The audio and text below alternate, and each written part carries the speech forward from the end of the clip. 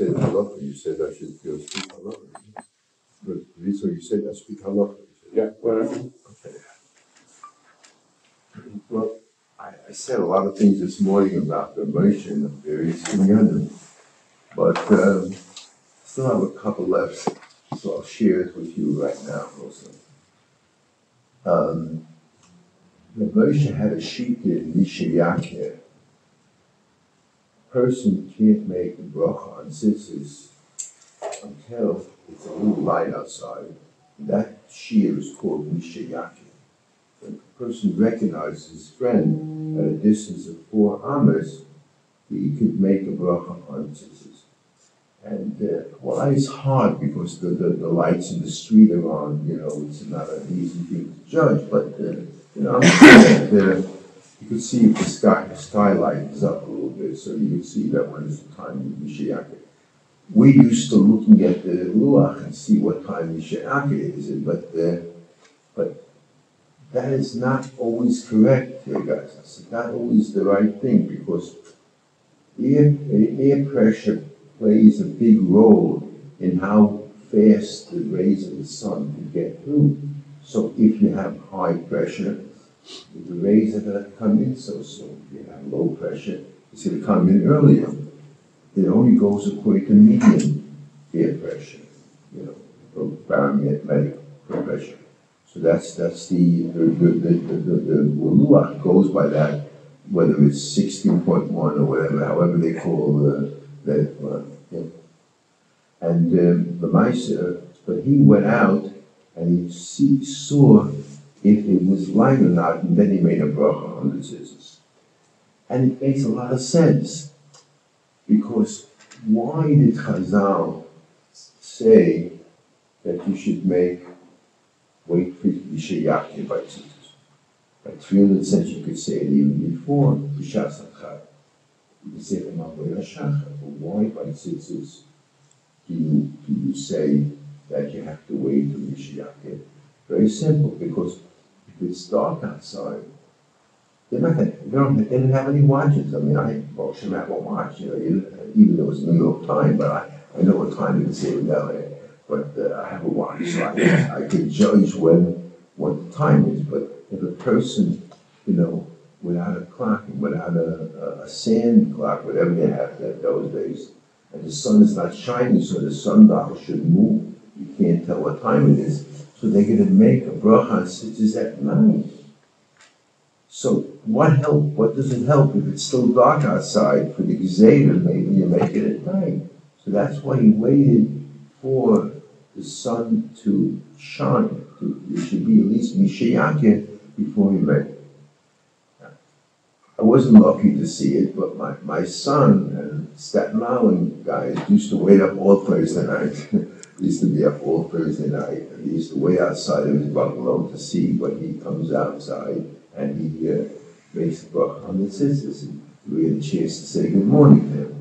And that's, my son tells me that that's what he did when the sun shone at night. There's a few other things that he had in his healthy years. He stood by Psukkah de Zimbra. He was very, he felt that it's years, which is brachas, you have to stand, it's always bechavah, like Challah. Like Challah, you stand for Challah, so you stand for Psukkah de Zimbra. In the later years, he got a little bit weaker, so he sat for that. He answered Amen after they said, Baruch Hu es Hashem HaBaruch. He answered Amen. Now, the Amen that it says over there, you hear a lot of people, maybe the Chassidish even also, they say Amen after Baruch Hashem HaBaruch. Because if a person is not there where the Shas says Baruch Hu, and he only hears the Kehillah saying Baruch Hashem HaBaruch, they should answer Amen. It's Kehillah, they heard the Baruch Hu. They answered Amen on what the Kehillah says. So a lot of Meforshei, Achim, a lot of Meforshim on the Siddur say that you should say Amen, because that's the That's it's like you said, another Bach. So even if you heard the Bach, you should answer Amen.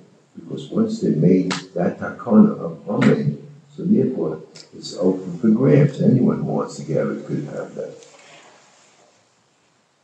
Rabbi Henkin was a great rabbi in the Lower East Side, and before Rav Moshe came, he was really the go-to guy in America. Rabbi Yosef Eliyahu Henkin. I met him twice, and he was the head of Ezra's Torah. They know about Ezra's Torah. I'm trying to make appeals and make it all over the world to help them here. He was the founding director. Well, I don't know if the founding director was. He ran Ezra's Torah for many, many years, and he was the Posek of America.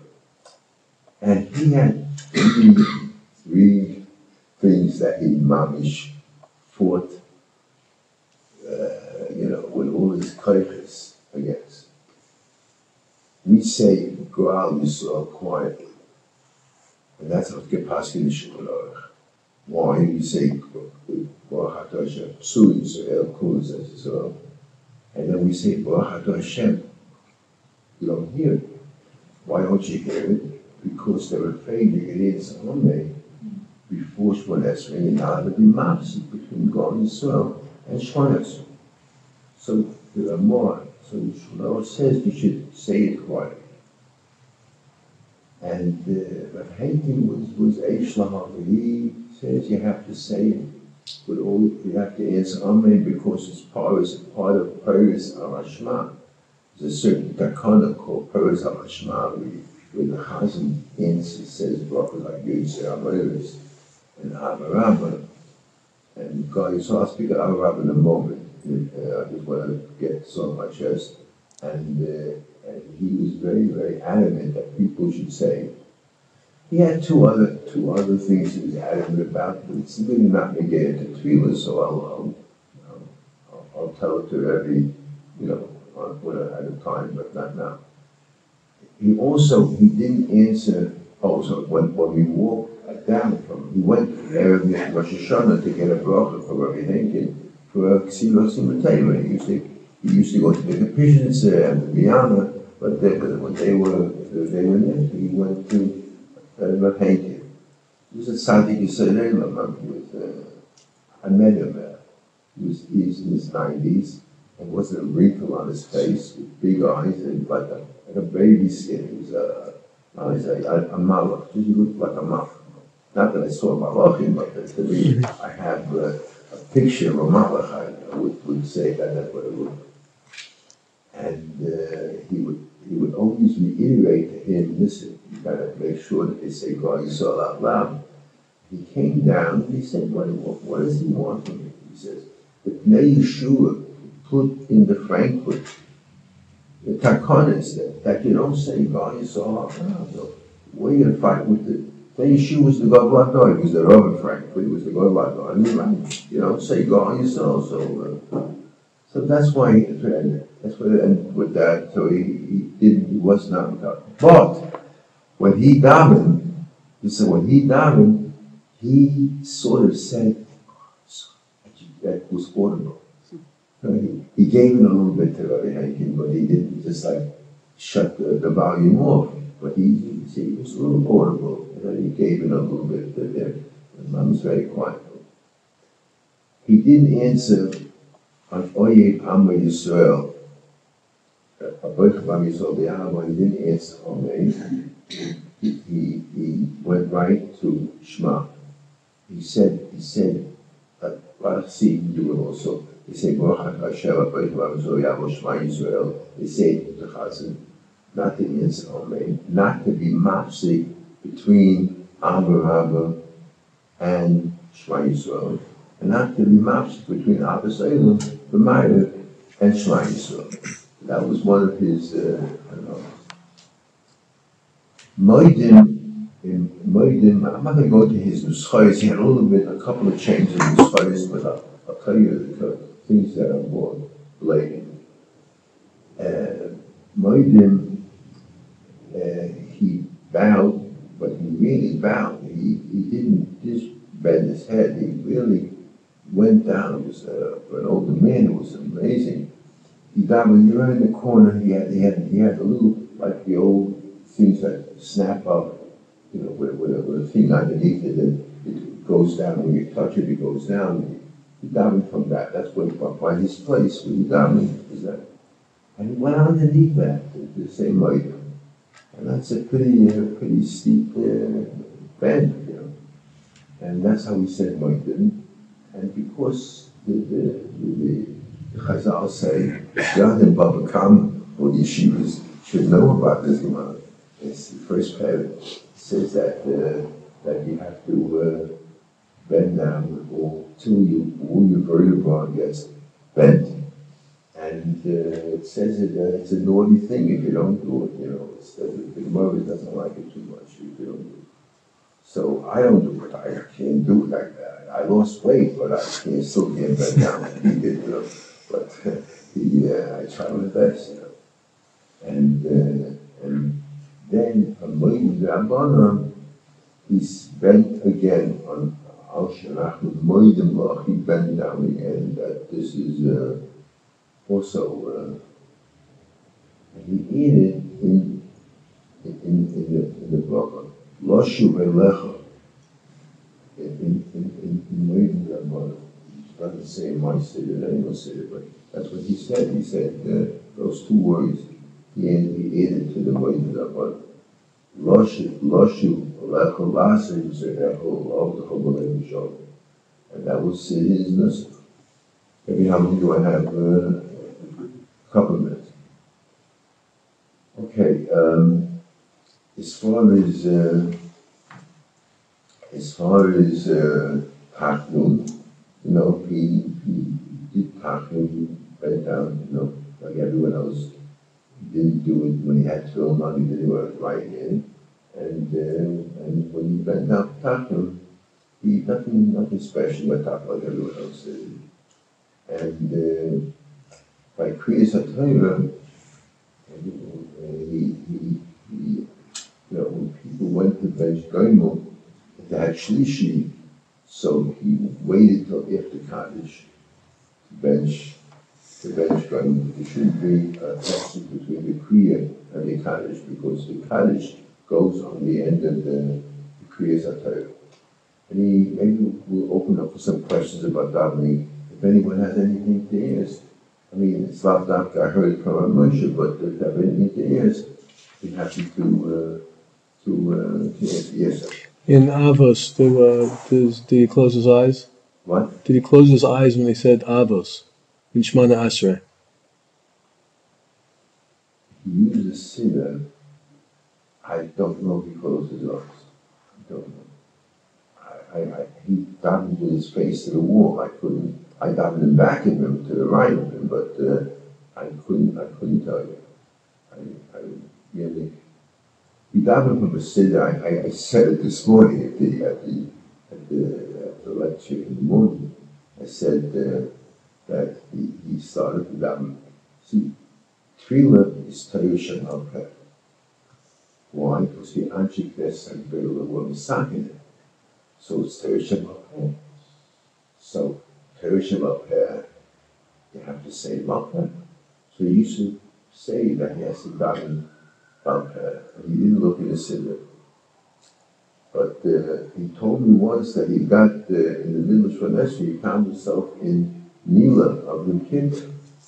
And he said, from now on I have to daven with the siddur, because I got confused. So I told him, I said, Rebbe, I can't make that mistake, because I don't know Nila by heart, It seems that he didn't let them turn on the candles, put on the candles for your kippur. I spoke it out this morning. They didn't let the guy put on the candles. The candles burnt out overnight, the night of the kippur. So now you have Nila, it's getting dark. You have to say to the end of the fast. So, the Rabbanim let the guy light the candles so people could daven Nila. This is in Europe. This is in Europe. When it was in Europe, in Lubavitch. They didn't have candles in that either. There was a gas light in the hall. But that was for a tablet, for a memorial, but they had electricity. And they had among bulbs, they found when Moshe changing up the whole balls. That's the pashtus of Udod. That's what we want, yes. In Shema Kollel and in the muvhak for Refuah, there are a few places in the article where a person can have their own tefillah, personal tefillah. But if the shliach tzibur comes to kedusha, you shouldn't answer kedusha. It's a machlokes Rashi in Tosfos. If you hear kedusha in the English one, I say in brachos, Rashi holds one of the two. One of the two holds that you could stop and listen, and the other one says you can't even stop and listen. You have to go back. So we pass in that you could stop and you could listen. I think it's Tosfos holds that you could stop and listen, and Rashi says you have to go straight. You can't be mopsy. It's called a hefsek. Those two brachas, we should be using our own Russian talking. I know, but it doesn't help for kedusha. By the way, the government says you should not be the scholar for refuah in Shmones. You should wait till after the year was. And Rav Moshe had a piece of paper in his sinner that he would be responsible for refuah. So he davened very fast, but it took him a long time to finish because he was busy asking for refuah. So Shidduchim and Bonim, he had a whole laundry list of names, that they had to use. But not, and that he said from the Gra. The Gra says that you can't, but even though the Synod says to make it Be'echim B'Fahenu, the Gra held you can't make it until Yiluros. And that's what it did. Did he also daven for other people in Mariv or only Shachris and Mincha? Well, in my day, Mariv didn't come to Yeshiva. In my day, when I came in '69, he wasn't coming to Mariv. And he only came to Mincha, Shachris and Mincha. He didn't, but Davening, I think he does daven for Kollel and Mariv. Davening did daven. He does daven. They have it in the synagogue. Davening also daven. He does daven in his father's place, but he davens with a synagogue, and he has an image. I think he said it from my. Moshe, I can't tell you. He didn't come like this. I don't know if Moshe held for the Chazan when he came Birkas Kohanim. Did he daven left, right, center, or right, left, center? But Moshe did like this. I'm happy you brought it up. But Moshe did this. Ruach Hashem Yishmerech to the right. Yor Hashem Paralecha B'Chuneka to the left. Now get this. Yisa Hashem Paralecha to the right. Yosem L'cham to the left. Shalom to the right. With this way, that way, and that way. On the Bechus way. He davened very sweetly also, by the way. He had a chassid there. He said he davens the major key. I don't know what a major key is, but that's what he said. He davens the major key. Okay. I guess we'll start now. Ah. Okay.